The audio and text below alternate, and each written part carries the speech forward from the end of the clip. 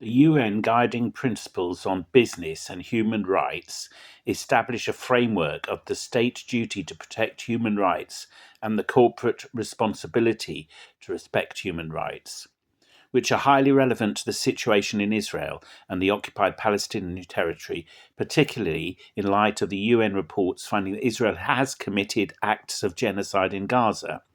States have a duty to protect human rights from abuse by third parties, including businesses. In this context, in the actions of Gaza, the UN recommends, based on this duty to prevent genocide, immediately stopping the transfer of arms if there is a risk of their use in genocide or serious human rights violations, and ensuring accountability for individuals, corporations involved in such acts. Britain still exports arms and is currently building factories to build drones for Israel.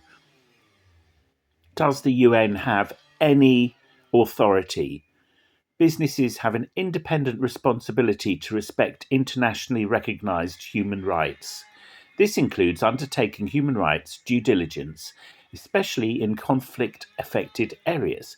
Companies must avoid complicity in human rights abuses and consider terminating relationships if they cannot mitigate severe human rights risks. Basically, companies should stop stocking Israeli products. Where businesses cause or contribute to adverse human rights impacts, they must provide or cooperate in providing remedies for victims. These things are too woolly and unenforced.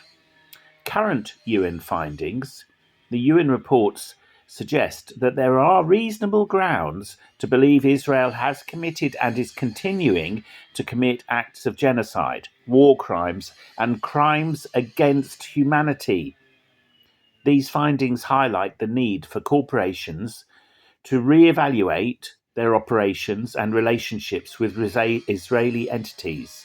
That's you, supermarkets, particularly those linked to the military settlements, to avoid contributing to these violations. Companies operating in the region could face legal consequences in various jurisdictions. That doesn't mean that companies not operating in the region should also follow the UN advice. What on earth is the UN for otherwise?